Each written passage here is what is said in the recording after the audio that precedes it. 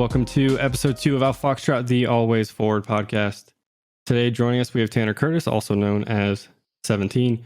He's a former airman who's gone on to be a professional player and now coach with Team Liquid. He's a success story we really look forward to talking to. Thanks for joining us.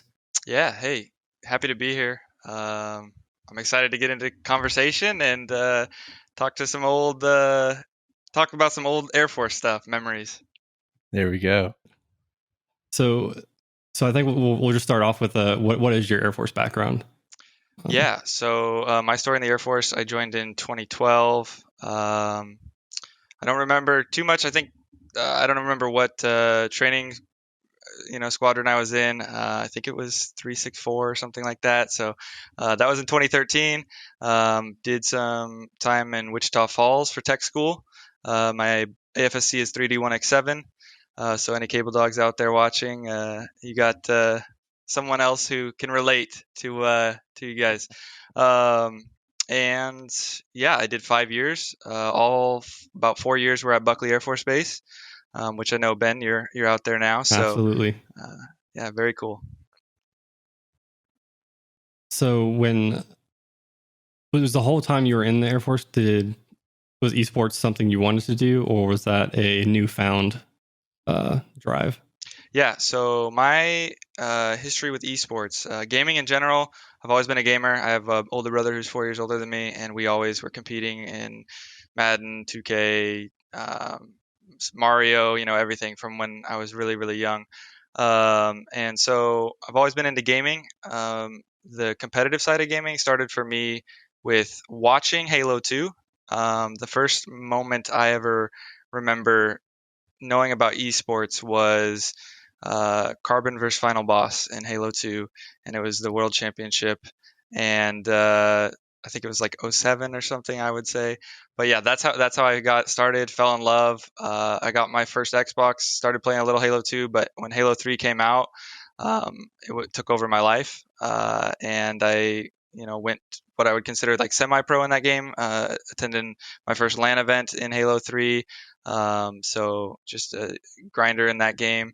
Also grinded WoW rating and PvP for a while. So just kind of a lifelong gamer. My time during the military, I did kind of put it to the side for, obviously, as everyone does, the first, maybe 6 months when I was going through my schoolings.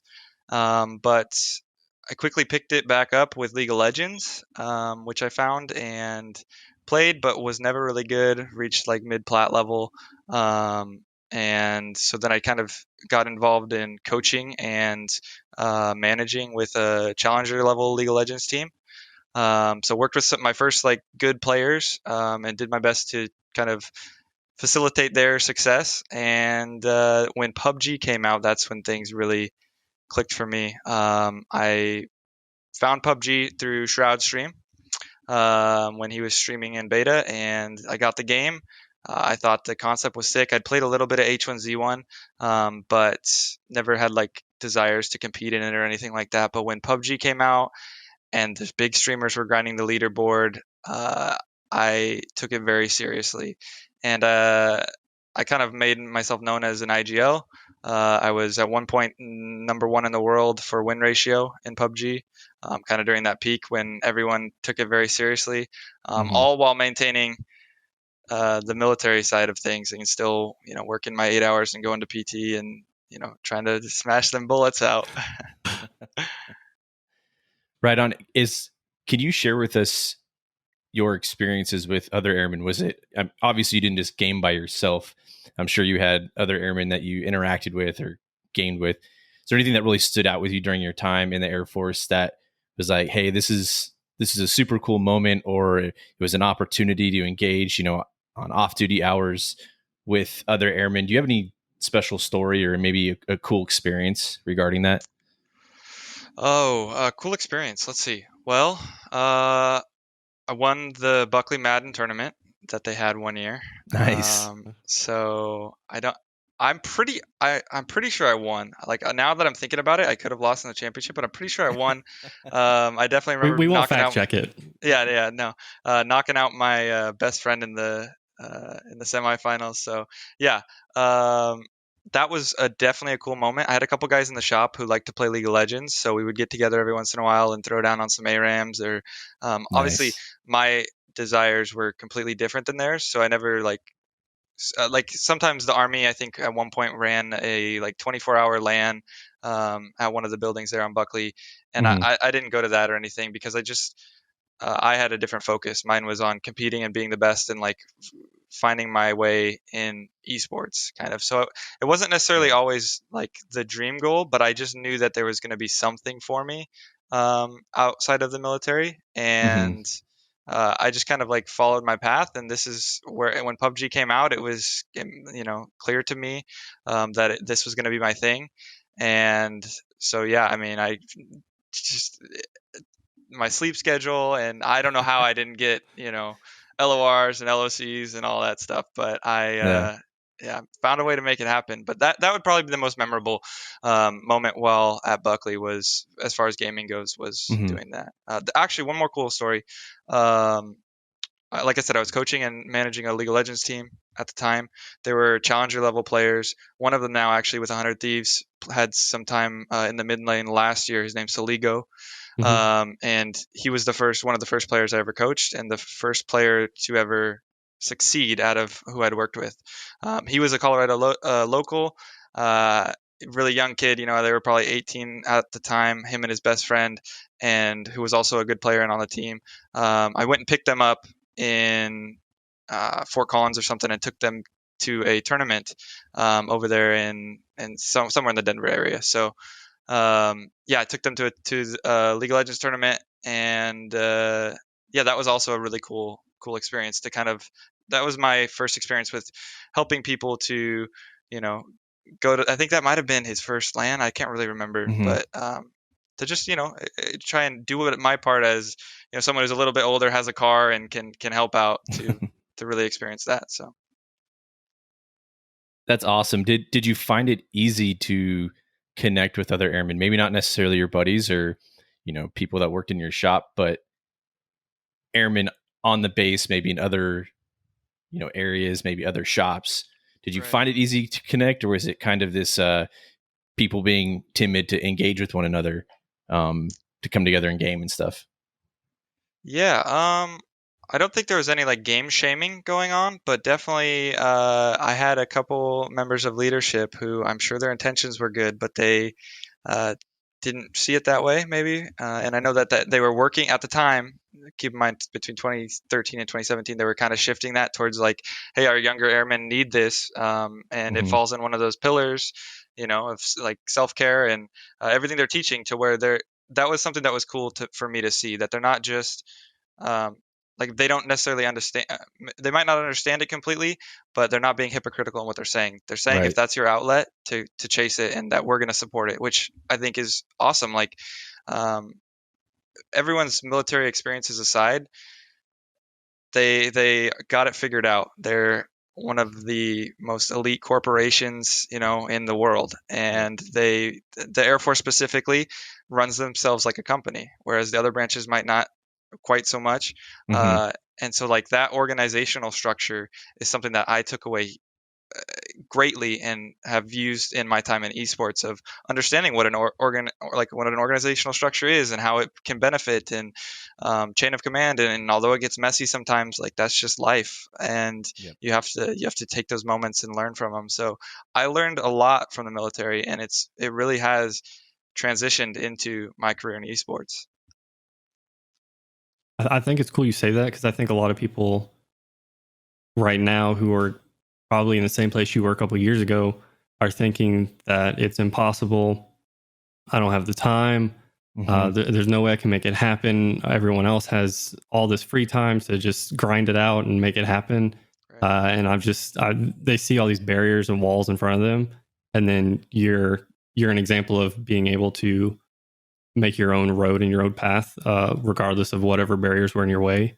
Yep. And the fact that the Air Force was a structured org that actually assisted in giving you kind of an advanced spot in where you saw yourself among your peers, kind of is really cool. A really cool thing to hear from Right. someone who's in your position. Yeah. And I mean, it wasn't easy. And to anyone out there with those aspirations, it isn't easy. It's not going to be easy. But you can do it, right? And it's a lot of hard work, and uh, basically it's just following your passion. One of the greatest things for me was you got to look at everything from. I try and have a lot of empathy and look at things from both perspectives. So yeah, I might not have as much time as someone who is able to know life a game, or like their family's supportive and or they have a lot of money and they got to drop out of high school or college and they just game all day, because that is a reality. Like I deal with people like that sometimes on a daily basis. That is a reality. But what those people have to worry about is what's next, or feeling like a failure, or all, like they're dealing with their own struggles. And for me, I never had to worry about money because the military is taking care of me. And as long as I do what I need to do, all my spare time can go into what my passion is. So I do have that daytime job. I do have to be at PT at 06 or whatever, but other than that, I can still find the time to do what's important to me. And I mean, I think that obviously it's a great example in esports, but it's anything. It's building. If you want to build a business, if you want to, host podcasts, if you want to do anything, you can find a way. And so with gaming specifically, yeah, I, that's my thoughts on that, I guess. Do you feel like you could take portions of your Air Force career, as you've kind of touched on, organizational structure, maybe some time management skills that you developed during your time when you were in the Air Force, anything really? Do you feel like you've been able to take some of that and apply it to your position as an esports coach for a very, very prominent org? And how do you feel that gives you kind of a one up or a benefit to what you're currently doing, in the esports world? Yeah. Every day there's, I use something that I was in one of the, core principle from the military that was instilled in me. A couple examples that I can think of, when somebody who I respect or somebody who's in my organizational structure comes into the room standing at parade rest is something that no other player or anyone is ever going to do. But when my CEO walks in and I stand and give him my full attention, Yeah. he takes note. Whether he has military background or not, he knows that he has my full focus and that this guy respects me and he's listening. Right. So like right. that's one great example. Obviously, the leadership capabilities, going to, I never got the chance to go to ALS because I had my one of my tough decisions in the military was I had my what's it called Your for line number? yeah, my line number for staff Mhm. sergeant. Sorry, it's been 3 years Nah, now you're since good. I was in the military, so I have my You're line good. numbers for staff. And I really did want to go to ALS, but I was getting out and it didn't make sense and that kind of stuff. Like I encourage people, if you want to do something big with your life, to listen to the principles. And even if it's not in the military, you don't need to apply it for the military. Apply it for whatever you do when you get out. Mhm. Even if you want to go and be a plumber or you want to go take over your dad's family business, what you'll learn in the military can be directly transitioned to how you deal with a customer or how you deal with a competitor when you see them and you need, like nowadays we make very hard decisions, all of us, and to have someone who is respectable in your industry to bounce ideas off of is super important. So those things that the military can also teach you with how to interact with other individuals or people of power, all that stuff can go somewhere. Mhm. So yeah, like I was the one, as corny as it was, and as much as the rest of the airmen in the class with me, that first, what is it called, first term airman Yep. school? FTech, yeah. Yeah, FTech. As corny as it is, or as cheesy as it might sound, like I was taking notes when the senior was or the chief was talking, Mhm. and because I wanted to learn, and I knew that somebody had built this for a purpose, right? That course was built for a purpose, and whether it's been ran right or wrong, who the teacher is always is going to impact those sort of things, but it's tried and true, right? And Yep. it's life lessons that you can take and and implement into what's important to you. So for me, it was esports. But yeah, I was involved. I'm a part of the reason why I'm so have done so well in esports is I'm just a competitor. So down to intramurals that are hosted like in the military. I have back-to-back base championships for softball. Like those things, like sure they sound corny to people that don't care, but to me, who's like a competitor, that even though it's just Buckley Air Force Base intramural softball, it Right. doesn't mean anything to anyone. But to me, it was like I was good at something or better than my competition. It doesn't matter who the competition was, but so that's kind of like things that I would, if I could give any advice on how to approach daily life, especially for people who may not want to stay in the military. There's other people who love the military and they just want to do gaming on the side, and that's Mhm. perfect. Like that's awesome. Again, it's one of those like um, self-care outlets, right? It's how Right. you want to spend your spare time, and it gets you through the day. So yeah, that's some of the things. I hope I answered the question. Is there any like No, follow up no, on that or anything? Or no, 100%. I think you really kind of hit the nail on the head because, as you kind of mentioned earlier, esports is growing, not just in the civilian world, but it's growing in military life in general. And I can speak just from personal experience, guys that I work with on the flight line. What do we do when we got off duty? Half of us would get online and play some Call of Duty or right. get down on whatever and you could see it now. And I think a lot of it, besides competitive gaming, streaming, right? Everybody wants to make content, and I could speak just personal from personal experience, and that's a lot of what this is seeing people fully enjoy what they do outside of their career, outside of their normal duty, and really do their absolute best. With what you just said regarding softball is a perfect example. If you're passionate about it and it means something to you, make the best of it. Uh, don't diminish it or say it's not worth anything. If it means something to you, pursue it and do it 150%. And it's just cool to hear you say that, especially knowing your background, things that you did as an airman and what you're doing currently now outside of the Air Force. It's just super cool to see some of the things that you've got to do and how you've been able to implement things from when you were an airman to now being a coach for a super awesome organization. So For sure, yeah. Yeah, one of the key principles or like phrases that resonates with me is like how you do anything is how you do everything. mhm. And it's got me in my youth and my high school days. It kind of got me a little picked on because I was the try hard in gym class, for example, or I was the first one wanting to get my studies done. Like even though I didn't care about a grade or anything, I just wanted, it was the competitor in me to, Mhm. I'm gonna do this math table faster than anyone. It didn't matter. That was just who I like. That's just how I am. And sure, it got me picked on or bullied, and jokes are great, but it's just who I am, and that's something that I learned to accept and kind of like overcome. Is that I want to win, and it doesn't matter what you put in front of me.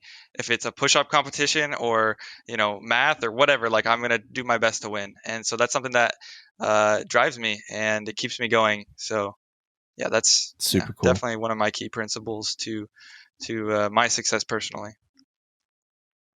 I think it would be interesting to know with you going from military to uh, esports the day you left the military. Right. How for everyone out there who's basically trying to be seen on the scene and kind of notice and get attention, uh, how did you make that work with your work and your normal Air Force duties? Like, how did you make sure that you were seen if this was a path that you wanted to take? What exactly did you do to make sure you got your name and yourself out there to kind of be approachable by organizations, and how that kind of worked for you? Right. Yeah. So I guess so PUBG came out and like I want to say I picked it up in March of 2017, and my as you're referring to my Air Force contract expired like October 30th, which was a weekend or something. So my last day was October 20th or 28th or 29th. The day that I drove out of Sixth Gate. I know you'll know Sixth Gate. Like Mm. drove out, and it was a big moment for me. It was, I mean, it is right. You're leaving stability and all of this stuff, and the comforting thing was knowing that I had just signed my contract to play PUBG professionally for Optic. And so for the 7 months leading up to that, um, a big moment was I got injured. So I got injured. I had to get ligament surgery on my thumb. So I was in a cast while I'm learning to play PUBG.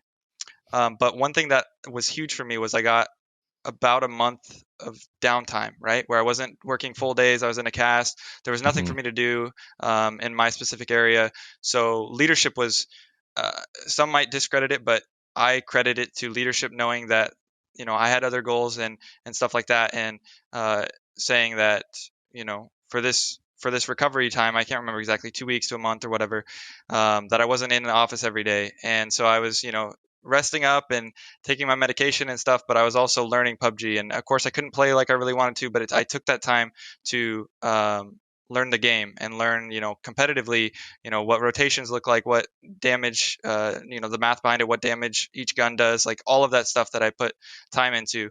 That was a major part. And then so when I did come back to work, I was doing my job. I went on a crazy sleep schedule, which I guess we can get into. I don't recommend it, but I don't know the name of it either. But it's out there if for some reason you want to. I don't encourage it.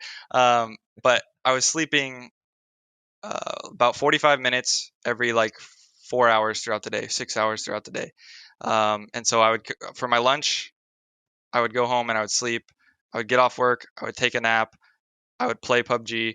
I would take a nap after 4 or 5 hours, play PUBG, take one more nap, go to PT. Like it was not healthy. So That's I don't nuts. recommend it. But for me, it worked. I wanted something so bad that I made a sacrifice, and that was only once I knew that I was good at PUBG, right? And it wasn't like I did it for long term. It was probably um, maybe a couple months at the max. But then once I was in, and I had won a couple tournaments in PUBG, and I had, a couple of the best players in the game by my side, that's when I was able to say, okay, I'm going to go back to a normal sleeping schedule and play the tournaments at night, and all of that kind of stuff. So yeah, there was a couple stressful moments where, and like at 4:30, 16:30, we're getting off, and I need to make a tournament that starts at 16:45. And so yeah, like there was a couple times where yeah, leadership was like, hey, you got something going on, you can get out of here 5 minutes early, 10 minutes early, so I could make it, which I think is good leadership. To me, that's what a good leader is. That's what the Air Force should be looking for. Someone who knows that, okay, yeah, it might not benefit the Air Force, completely, that this airman's getting 5 to 10 minutes off to go home early, but I think that the goal of the military, obviously, to serve and protect and stuff like that, but to make better airmen, right? That's what the leaders are trying to do, and beyond that, make better people who can go out and be a successful member of the community, a valued team member, with whether they're working at Whole Foods, or it doesn't, you know what I mean? It doesn't matter. And so I think that, yeah, another piece of advice that I would give is find your good leaders. They're on every base. Yes, there's some good people who aren't going to resonate with you or vibrate at the same frequency as you. People you're not going to like. Deal with them as little as possible, but find those leaders who are good leaders, who you can tell that this person is speaking to me when they know me, they've been through similar experiences as me, and try and pick their brains. Yeah, so that's kind of some of my thoughts on that. I think you're exactly right. Esports and gaming still, whether it's the military or civilian world, still has that stigma of, oh, it's rotting your brains out, or it, contributes to this or that within society. But as we all know, going through certain scientific studies, it's actually, there's so many cognitive benefits of gaming, so many societal benefits of gaming. And I agree with you. I do think it's important that leaders within the Air Force see that, and they see the reward. They see how gaming and esports not only brings people together, but how benefiting it could be to building a great person, a great human being, a leader. You're a perfect example of that. You actually lead a team of individuals in the top, the highest competitive setting within esports. That is a success story. Seeing what you've done, you were an airman at one point. You've been able to take everything, extract everything that you learned and experienced throughout your Air Force career, and now you're using that to benefit people that aren't even in the military. And to me, that's super rad. And I think the Air Force and leadership in general in the Air Force need to see that. I think it's important because there are probably thousands of 17s in the Air Force that are unknown and that have this passion for gaming and esports, and they want to act on it, but they might feel hindered. They might feel stifled by their leadership to act on that. So that is such a crucial and key thing that you brought up is, finding if whether it's the person directly above you, your supervisor, or the person above that, if those people aren't so supportive, maybe take the time to sit down and engage with them and say, hey, this is how much this means to me and what I want to do with it. And it'll ultimately be up to them whether or not they want to get on board with you or not. And if it's the case of if they're not, like you said, go and seek out those leaders on at that base that are going to be behind you, because 100% there's going to be that one person, and all it takes is that one person, because from that point it could be a wildfire. You are competing in some awesome tournaments, and just as they always say, whether you're on or off duty, you always represent your branch, right? You Right. be professional at all times. How cool would it be to have an airman that's sitting on a stage at a top competitive level? We see it all the time with traditional sports. Why can't we do it with esports? Right. So you're a walking example of that, and it's super cool to be able to pick your mind and just see your experiences of what you've been able to achieve, both in the service and outside of the service. For sure. Yeah, I appreciate that. Yeah, I mean, I'm excited to see where gaming goes in the military. There's military softball tournaments, so why can't there be military esports tournaments? And if I was still in the military, I'm sure would be something that one of my areas of passion, something that I'd be pushing. But yeah, I mean, who's to say? Like, I think in 10 to 15 years, esports is going to be, it's already creeping into colleges, but I think that there's going to be those major colleges who come together and put together a league. It just makes sense if money speaks, and all these I have a little bit of traditional sports background, so like if these bowl games are getting so much money and it's what's so important, and these schools are, the big debate right now is should college athletes get paid and all that stuff. Like esports has to be right behind it, right? And so, yeah, I don't see why in 10 to 15 years, colleges are already going to do it.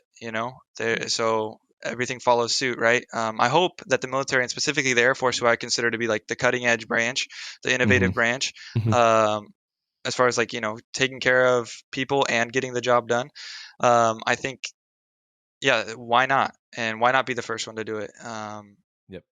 It's already laid out. It's gonna happen. Like it's gonna happen. So it's all gonna fall on who's the leader who makes it happen, right? Who's the one that finally says, yeah, we're ready to take this step. We think it's good. We think there's value for our young airmen, and that it can provide value to their health, not only physically, mentally. Of course, there's unarguably less physical health than traditional sports, but there's no way to measure the mental health side of things, the mental benefits from it. As you spoke to earlier, cognitive is huge. Like any game you're playing, you're problem solving. If you want to be good at it, you're problem solving. Sure, there's some games where you can just, we call them AFK games, where you just want to chill, kick your feet up, and do that kind of sort of thing. But there's so many great benefits of social and, and cognitive and all these different, benefits. But I like to play both sides. There is, of course, just as anything, you could get injured playing football, break your knee and all that sort of. There, of course, there's negative benefits of or negative possibilities within video games. Yeah, some people get way too addicted and they don't know, they can't differentiate what's a good use of their time or not. But I think that's on everyone to figure out, and what we can do as like gamers who have a little bit more experience or have lived that life of no life gaming, is we can have a talk with them and relate to them and tell them why they should set boundaries on how long they're going to play. And sure, there's some nights where you have nothing else to do and you can game all night and you can drink with your buddies and have fun, but then there's other times where hey, duty calls, business is business, and you have to do what you got to do. So yeah, I think again, it's just like anything else in life, moderation and having good leadership to draw those boundaries. Yep. I know Craig and I at least see esports and gaming in the military just as kind of another outdoor rec in a way. Right. There, like you said, there's softball for everybody, there's football for everybody, and I mean there's hiking, there's bus rides that'll take you go rafting here if you want. But there's nothing for the airmen who go to work, go home, log on and play video games. Yep. So it fills in such a huge void to connect airmen that is just empty right now. For sure. Yeah. And I think that, I think that my thing is what I try. One of my key principles personally is to help people find their happiness. I think self-awareness is the most important thing maybe in the world, like knowing who you are. And that I used to not have any idea what that meant. But it means like following that inner thing that you don't tell anybody. Like for me, it was that I was going to be extremely successful and that I was going to do something that I was passionate about and I was going to do it at a high level. And I never told anyone that while I was working on that because I didn't want anyone to get in my way. I didn't want that fear of like, this person's going to doubt me or create doubt for me. And so my big thing is happiness. What makes you happy? If you're happy, in the military, then that's incredible. And that's what we hope to see. If you're happy working a job at Walmart and you spend your spare time playing basketball at the gym or the park with your friends and you're happy, then that's what you won, right? Yep. And so for me, it's always about following that inner, voice and that finding that self-awareness. And so for me, to wrap back into the concept that I'm trying to get across with, is that leadership needs to look at this thing of video games and whether it's competitive or not, and say, if this makes someone happy and they can still do their job, is it any worse? You're not breaking any, big military rules. It's better than them being, downtown at the strip clubs. It's better than them finding a different outlet. Is this outlet really so bad that we're going to gatekeep it? Right. Gatekeeping, I don't know if it's just an esports term, but keeping someone out of the inner circle or, what's important. Right. So is it really like that bad, or is it something that I just don't understand as a leader? I'm speaking as a leader here, someone who is a chief or whatever, and they don't have the experiences that the youth do with gaming or esports. Is it really that bad? And I think that's the question that leadership needs to ask. And if the answer is no, it's not that bad, I just don't understand it, then yeah, we need to be able to put those same resources into that we do into, as you said, outdoor rec and being able to go and rent kayaks and go up, into the Rockies for the weekend or those kind of things. It's I think we need to be supporting, and I don't know, correct me if I'm wrong, because it felt like we were on the way when I was still in, that it was being a little bit more accepted and a little bit more accepted, but correct me if I'm wrong on that. You guys have much more current knowledge on that. I mean, it's really, I think it's a mix of both, and we're really on a path for it to be at the forefront of extracurricular, recreational, whatever you want to call it, engagement with other airmen. And the biggest obstacle, obviously, is the generational divide, right? Between who do we have at senior leadership levels. These are individuals that are either in their late 30s, early 40s, sometimes late 40s. The airmen that are playing video games and really involved in esports, how old are those guys or girls? 18, 19, early mid 20s. So there's this divide, and again, we go back to that concept of maybe older folks, older individuals not necessarily knowing or just having this kind of preconceived idea of what video games are and not knowing really the again, going back to the cognitive benefits, societal benefits of what esports and gaming does. It literally draws people from all walks of life together. It's esports and gaming is one of the most inclusive and supportive communities I've ever been a part of. And that spans, as a 34-year-old dude, my gaming experiences go back to Atari days, right? But what did gaming always do? Just like board games, it always brought either your brother, your sister, your friends together, whether it was Nintendo 64 nights on Goldeneye and you had, 5-year buddies, 6-year buddies on one TV with a, quad split TV, whatever it was, it brought people together and it brought out the best in people for the most part. I mean, whether you're like uber ultra competitive, you know what I mean? But right, for sure.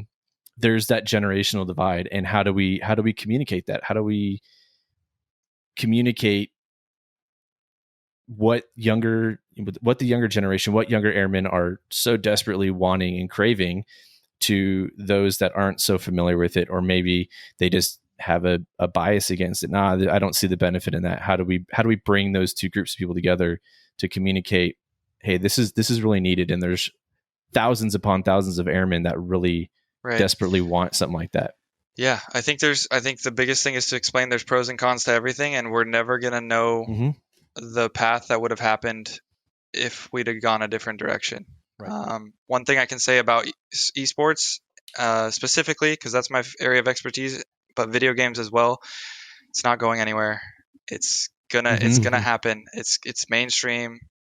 The colleges are going to get it. It's going to happen. It's just, when does it happen, and which leader wants to be a part of it, right? Like, which leader wants to be that person that, the young airmen are like, he understands us, he gets us, and he made it happen, and he accepted it. But yeah, I say pros and cons. To also say that I don't have statistical numbers to back things up, but I do have. My mind is always going. Just, that's who I am, and I'm always thinking. And so the first thing I think about is, you talked about board games.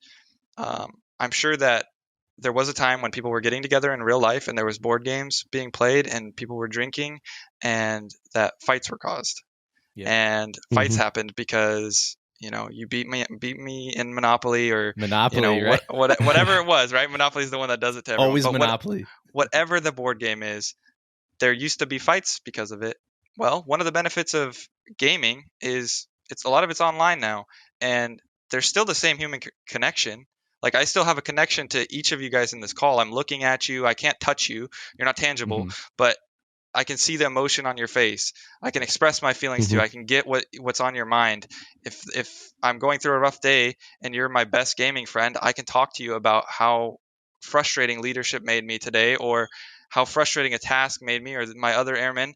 And that other person on the other end of the internet is going to be rational and thinking like, hey, yeah, well, maybe you don't know what that person is doing, or there's better chance. Of course, there's negative and positive influences always, but my point with that was, fights are probably down in the past 20 to 30 years, I would assume. And if anyone can prove me wrong on that, or wants to take the time to go prove that that's correct, I think that'd be great information. Like, video gaming has led to less fights because we're not getting drunk playing softball or Monopoly and throwing punches. I mean, I don't know if any of you guys play military softball, but it got heated, and there was a couple moments where, that you're hitting middle, and that if you hit middle and he snaps you off, then you're going at each other, whatever. Like, there was a couple moments where things were pushed, and so I mean, there's benefits and negatives to everything, and we have to look at the benefits to video gaming. And like I said, it's going to happen regardless. So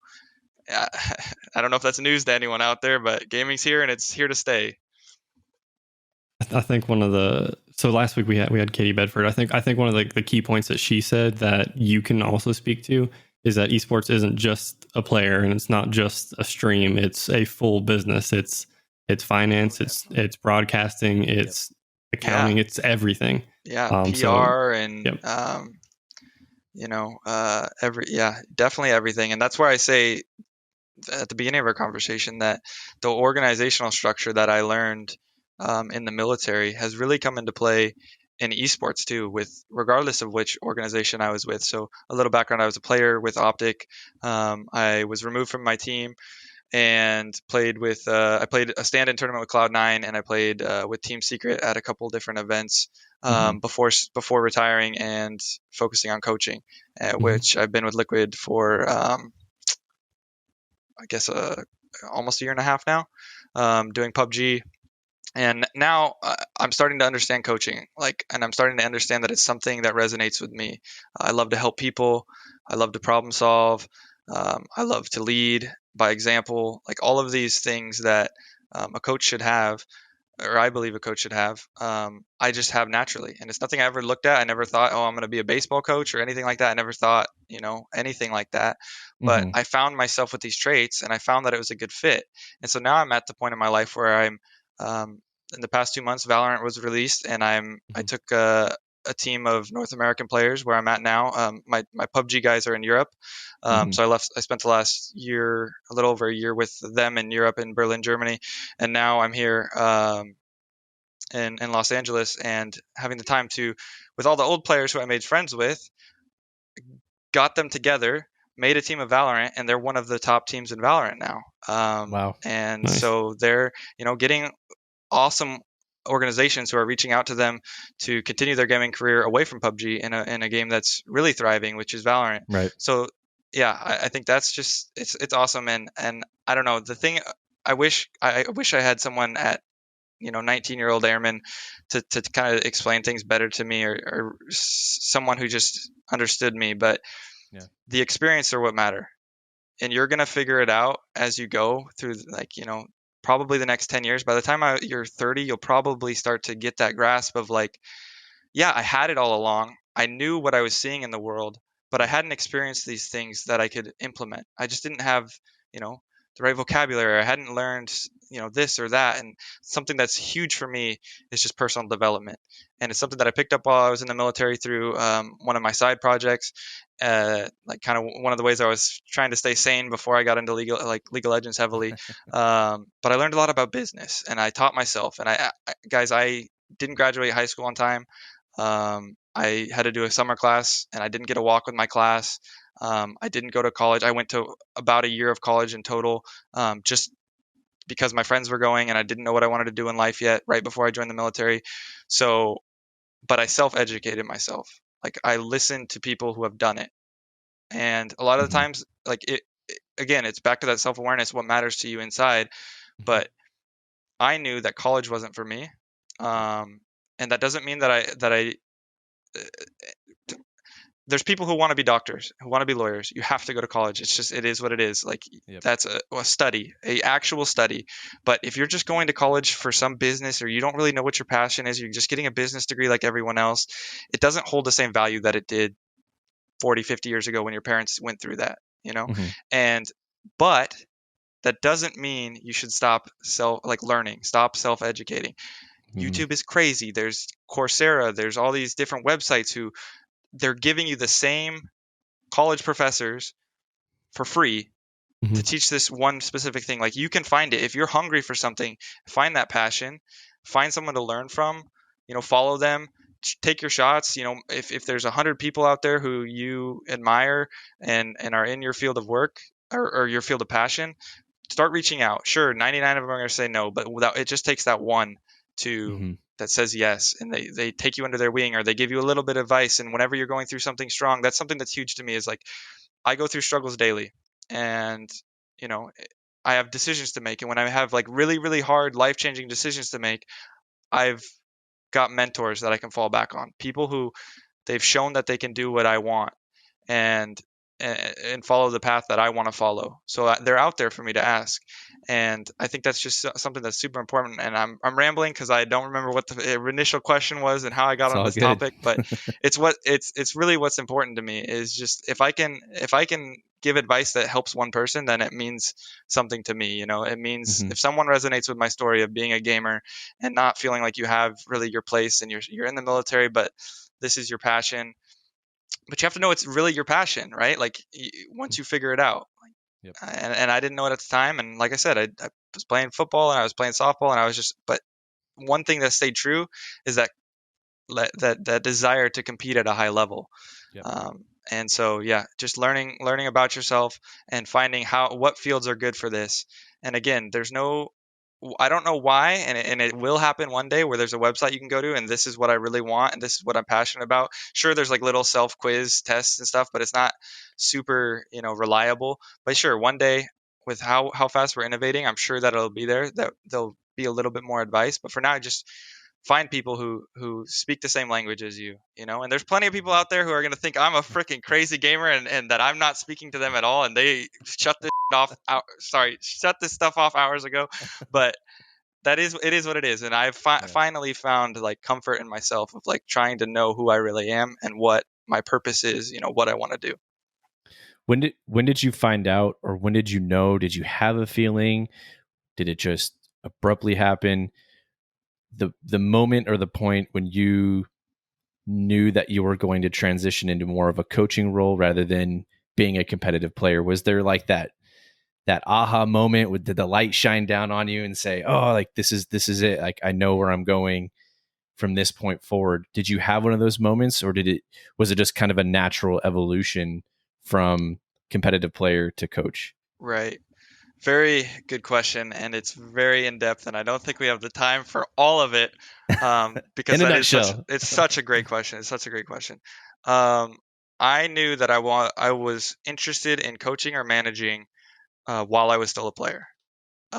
So, and my I'm trying to think of what I want to say, because it's a slippery slope, and once I start the story, it's all the story. So maybe that's something for another time. I think a good way to also put in there, though, is what exactly a coach is in esports, because I think a lot of people don't necessarily understand, and maybe there's someone out there who's trying to decide what role they fit with in esports and what they want to do. So yeah, I'll do my best to answer both.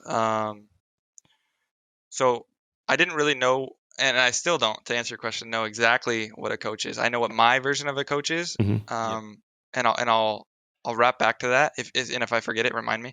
But I knew I wanted to be a coach while I was still a player, or I thought maybe I'd be interested in managing too, but I definitely wanted to be in esports. So I had told my team that I was interested in that, and that I was probably, I'm 27 now. I was still kind of getting to be a boomer at that point, to where I couldn't sit in a chair for 12 hours a day staring at the screen anymore, and my shoulder was starting to hurt, and I couldn't fix my posture the way I wanted it. And so I knew that my time as a gamer was going to be pretty quick lived. But then I got cut, which was with a couple other things in my life, divorce. That was with Optic, right? Yeah. I got cut from it was a team that I built, and that I had worked hard to get assigned with Optic, and like, you could even ask my teammates. It was like I was the leader of the team, right? I was the captain of the team. That doesn't always mean that like you're untouchable. Like, business is business. This is cutthroat industry. Results are what matter. So maybe I deserved to get cut at the time. My issue was how it happened, and the people that I trusted who I would say backstabbed me. And that's kind of like maybe a story for another time. But when that happened, I hit one of my lowest points in my life. I was also like, I had just given up my safety net of a military career, right? Which was great. Like, it's good. Even if you're out there and you're thinking that you don't have it good, I swear you do. It's good. But you got to differentiate that from your passion. So I gave up the good life. I signed the contract. I want to say it was about 8 months later I got cut. And it wasn't the fact that I got cut. It was that I felt betrayed, and it crushed me. I was going through a divorce, which was another thing in my life that, like, my ex-wife was with me through all the military. We married young. I know everyone knows military marriages, so I won't get into that. But she wanted a different life than me. And at 19, when we got married, she was 19, I was 21. She didn't know what she wanted.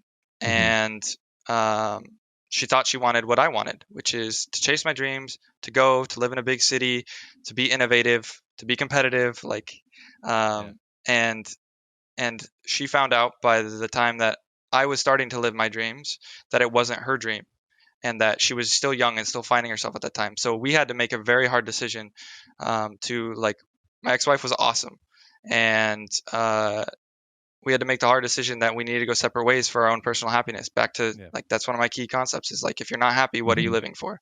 Right. And so you got to chase that happiness. So I was going through that, trying to figure out how to relocate after getting cut. I didn't think there was any other teams that I wanted to, play with, because Optic was my dream organization, watching them and how they had done the things that they had done. There were people who I really admired and looked up to, and so that was a tough moment for me.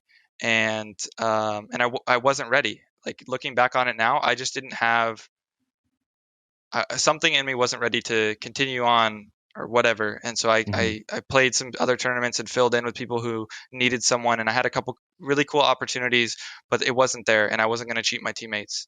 So as soon as I knew that it wasn't for me, I left that, and I still wasn't like, I'm going to go be a coach. But one of the 2 to 3 teams that I respected in PUBG started looking for an analyst. And these guys were guys that only met at events casually in passing and stuff like that. But I said, hey, I think I can bring something to the table. I know the game better than anyone else, and I'll fight that till my death, as far as like what the right move is in decision making. And I can be someone who I think can bring value to you. And so luckily they were on board, brought me on board, and some of my best friends I'll ever have in my life. I love working with these guys. So yeah, like that's kind of how I got started as a coach, and why I decided to go that route was, I always knew I wanted to do it, but I didn't know in what capacity. And I found it, and right now I don't know if I'll do this forever, but I love what I'm doing right now. And to get to Ben's question about what a coach would do, what a coach does, sorry? Or at least what your version of a coach is. Yeah. Okay. So that's one of my highest priorities right now. That's why I took a chance and decided to start experimenting in Valorant, to help some of my friends, who I think deserve a career in esports. They're insanely talented. They put in a lot of work, and I looked at these guys and said, they're good people, and I want to learn more about coaching. So I'm going to learn how to deal with different players who might have different struggles, and I want to start one of my weaknesses, which is like documenting, creating slideshows, things like that. I'm not great at that. I'm great at being in front and like talking and leading and those kind of things, but I'm not great at creating PowerPoints or like documenting. And so I've started finding my own personal way to do that. And what one of my passions is right now, within my passion, is to find out what an esports coach is, because it's not the same as traditional. There's a bunch of similarities, but like one of the key the key differences is, in high school and growing up, if you're a football player, you're around your coach 2 to 3 hours a day, 5 days a week, I would say. I don't know if times have changed, but that's what I would say. After school, you have your 2-hour practice or whatever. And sure, sometimes you have 2 a days. Sometimes you go in and watch film with your assistant coaches or whatever, but you're not there. And as an esports coach, I am with my guys, depending on what we're doing, like up to 12 hours a day, every day. Yeah. You're living with them a lot of the times in gaming houses. So like that's a key difference, which with that comes a lot of benefits, and it comes a lot of challenges. So all of that is what I'm trying to learn, exactly what a coach in esports is. To me, someone who puts the team first and is completely unbiased. That could be within making player changes, within personality differences and clashes. There's so many different times where the thing that I look at myself the most is, am I being realistic? Am I not playing favorites? Am I doing what's best for my players? And am I doing what's best for my org? Yeah. Because that's another task, like, that is difficult to find out. And I'm sure it relates to the military in some different ways. And I was never really in a position of leadership. But going back to the story earlier, I'm sure that was something that my personal leadership experience with trying to see what the Air Force needs and wants out of me, which is being an effective worker, getting things done, being a ready troop, all these different things. But at the same time, this kid really has something he wants to do, and if it takes 10 minutes out of his day to let him off work early, is it worth it? So that's kind of the balance of being a good leader. And a good leader is making decisions that, finding that the line as close as you can to a win-win for both parties. So yeah, I do a lot of dealing with players and dealing with tilt, dealing with confidence issues, dealing with personality differences, dealing with burnout, There's so much that I like when people. It's a great question when people ask me like, "What do you do for your team?" But I feel like I'm cheating it so much because it's so hard to answer and it's so hard to like put into words. There's some coaches who are just, they're ex players and um, they've made good friends and they've made good connections. And I think that there's some teams that don't really have a great coach. But what's important is that you find a coach that works for you. And I think that at the highest level, the competitive teams find a coach that works for them. One of the first things when I address my team, or since I've been starting to work with a new team too, is like uh, we don't have to do nothing is right. We have to do what's right for us. Mm-hmm. We have to find out what is our best schedule. Doesn't matter, as long it does, if that team could be working 8 hours a day, that team could be working 16 hours a day. Mhm. We have to figure out what's best for us and everything that goes along with that. So just the same as I say, like self-awareness is something that's really important to me. The Mhm. most important thing to me as a coach when dealing with players is knowing my player, Yep. knowing what is important to them, knowing, making sure that they can trust me to come to me with a problem and they know they're not going to get cut, that they're not going to, see any differences in the way I treat them, those sort of things. So like definitely a problem solver. But I have to know who I'm dealing with because I might deal with player A differently than I would deal with player D. And so that's like what's important to me is getting to know my players, learning what makes them tick, how to speak to them effectively. And I do a lot of group, like coach. I do almost everything as a team. If I can say if there's something that I need to say to you, I can say it in front of the team. And that creates this transparency and this trust and this thing that each player on that team knows that they're not going to be judged for what they're going through or for what they're feeling, or if they just miss shots and they just miss shots, they can say, I missed my shots. We don't need to go into depth on strategy about that, guys. Like that's a real thing. And so if we create that trust, then everyone's going to feel like when we do pick something out that we need to work on, that it's important and they're going to put their whole focus into it. So So true. the focus behind it is everyone has to know that, yes, this is a problem. And like I said, there's times where you can say, I don't want to talk about this right now. Like I'm just not in the mood to talk about this. I don't have the focus to talk about this, whatever the case may be. But my goal, back to wrapping things up, is I have to make sure we're doing what's best for this team and what we've learned about ourselves. I think everything you've said has been great for a leader and a coach and just anyone, honestly, anywhere to make yourself a better person. But one thing that like really stood out was the fact that you are acknowledging what you know you have as strengths and what you have as weaknesses and trying to improve or at least find a way to make your weakness a strength. Yeah, And that's 100%. something that's hard to find anybody. And just like that's a big deal. Yeah, absolutely. You have to know what's worth spending your time on. We all have 24 hours in a day, whether you're Jeff Bezos or, you're a homeless person on the street. Like Yep. you have 24 hours in a day. What you do with it matters. It's not, sure it can sound cliche because so many people. To me, it's huge who is passing on information. If you're getting somebody, a teacher, who is passing on something that they're regurgitating for 30 years and they don't really even understand the concept or they haven't lived through it, but it's in the book or it's in the, in high school, it's in the presentation. So they have to show it and they just say, I don't know, just learn it. That is so much different than someone who can experience it in life and explain what it actually means or what the feelings involved with that are. So yeah, I think to find someone who can explain things correctly to you is invaluable. And those are the people that I try to look up to and try to ask for mentorship and just connect to and just, hey, can I just, whatever it may be, like people think it's silly. But I read a lot of books, first of all, and people think it's silly to think that I really believe anything is possible for me. Now, with that, if I know in reality that I have strengths and weaknesses, right? So anything is possible, but I've come to terms with if I wanted to be an NFL player, I needed to be working 10 years ago on hitting the gym 2 times a day or whatever. Like, so the time for me has passed. I believe I could have done it. right? Like that's just the mindset that I have. I believe that if I would have from the very beginning fell in love with the Air Force, that I could have been Chief Master Sergeant of the Air Force. I believe it, and it doesn't matter who believes it or not, or who would have laughed at me or anything. I believe that if I would have played my cards right, I could have done that.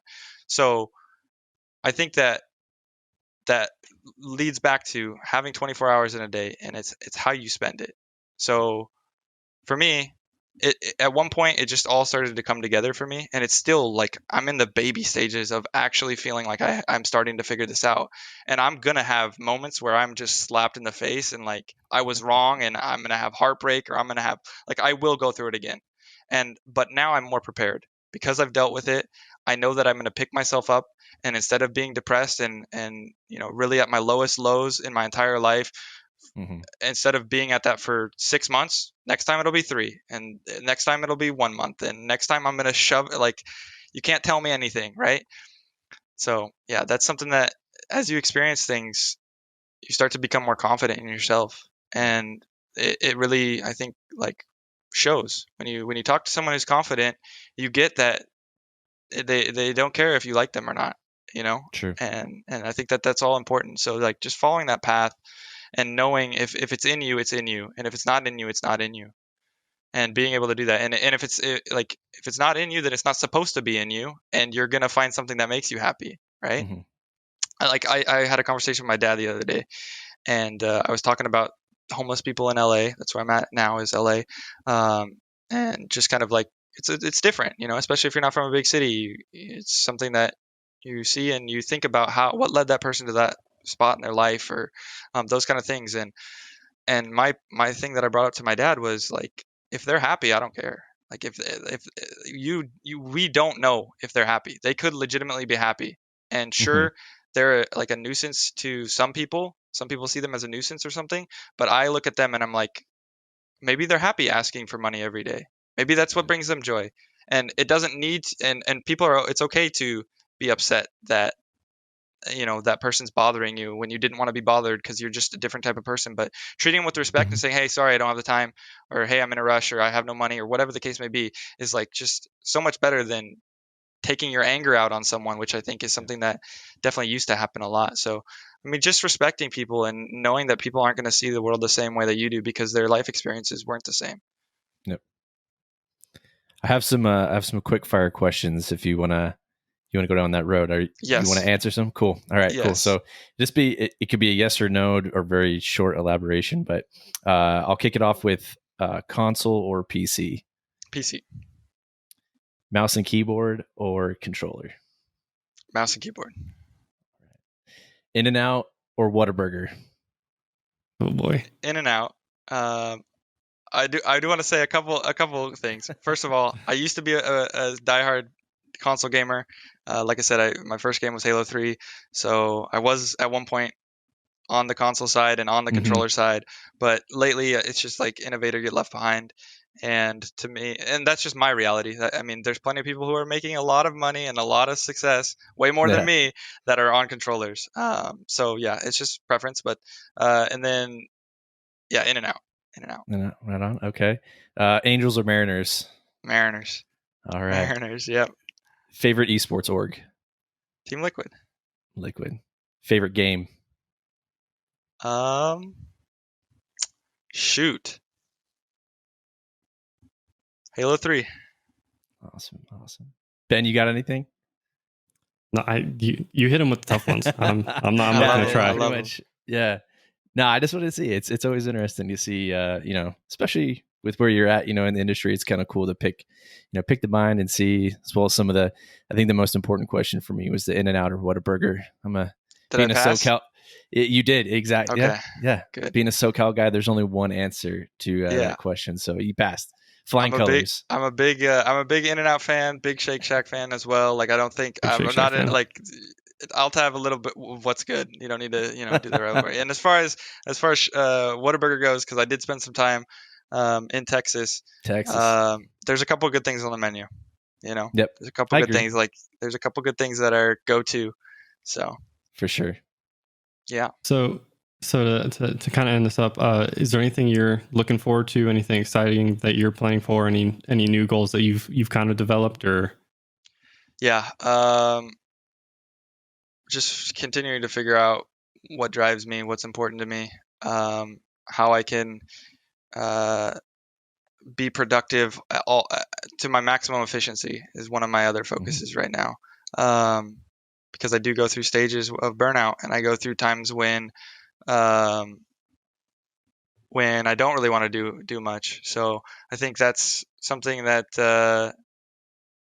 sometimes what I mean by that is there's times where I'm not wanting to think about the differences between coaching esports and coaching traditional sports. There's times where I just want to, just chill, and I got this presentation I promised to do, or I got this, thing I promised I'd do, and I just want to play Valorant, or I just want to play PUBG or whatever. So like finding out what my balance is probably one of the next big things for me. But yeah, I want to continue to help people, regardless, especially people that resonate with me. You can't help everyone, but I want to find as many people that I can help who are passionate about the same things I'm passionate about, or have the same history that I have. Like Air Force, you guys reached out and asked if I do this, and it was an immediately like, I have to do this, because like I said, throughout, the Air Force did a lot for me. They put me in a position to succeed, and so that's something that means a lot to me. And so yeah, finding people who have the same goals and ambitions, and who like esports and like video gaming is something that I just want to continue to help those kind of people. So Well, that's all I've got. If Craig doesn't have anything else, we'll wrap it up. I want to thank you for taking the time, to sit down with us and talk your time while you were in the Air Force, what you got going on now. I greatly appreciate everything that we've talked about, because I believe it's truly going to help hundreds, if not thousands, of airmen that are either in your shoes, or that were in your shoes prior to getting out, making that decision, and then even guys that are out, prior service individuals that are pursuing their dream in esports. It's just I thank you greatly for taking that time. You work for a stand-up esports org. I have so much respect for the guys at Liquid, everyone from the players up to the tippy top, and it's just been a true pleasure being able to have you on this episode of the podcast. And I definitely think we're going to have you on again at another point to get some more stories, because I think you got a lot of stuff that you could unpack and let that be an impact to so many people. Yeah, I would love to. And I'd love to connect with some other esports, or some other airmen who are gamers. For sure. I'd love to maybe get some games in with you guys at some point. I don't know if you're into 100%. Warzone or Absolutely. something that I'm sure we can vibe out on. But I'm definitely down to do that. And yeah, I just I guess in closing, I'd say just keep going, and use the Air Force to get you where you want, whether it's higher in the Air Force or something else. And don't ever be like ashamed, or feel like you passed your prime and you can't do what you want to do. Like never feel that way. You never know when your time's going to come. So I don't know. That's kind of how I felt. Like I felt like I was, just to wrap that thought up and make it more clear. There was a point in my career where I just felt like I wasn't doing what I wanted to do, and I decided to act on it, and I'm super happy that I did. So yeah.